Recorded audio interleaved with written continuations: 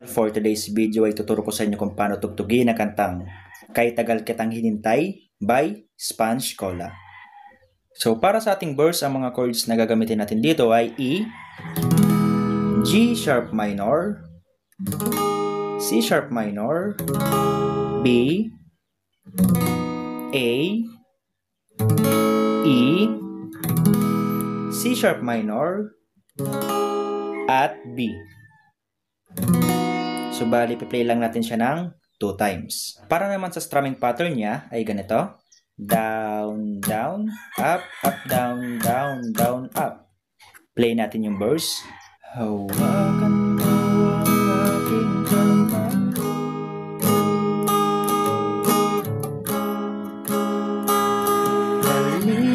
Maligaya. Bitawan mo munang salita.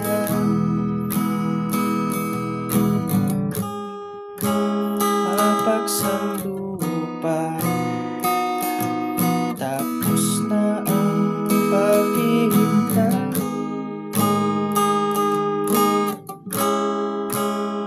Dahan-dahan, sinasamsam bawat gunita.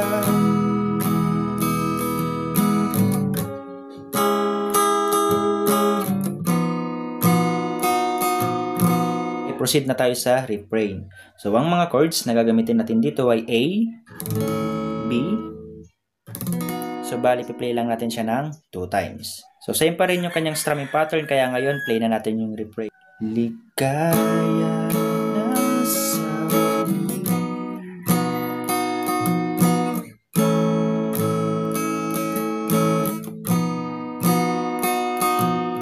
then, chorus. So, ang mga chords na gagamitin natin sa chorus ay E, C sharp minor, A,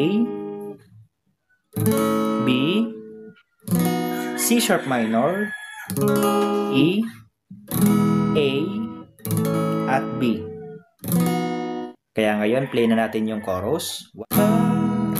Isang panaginip ang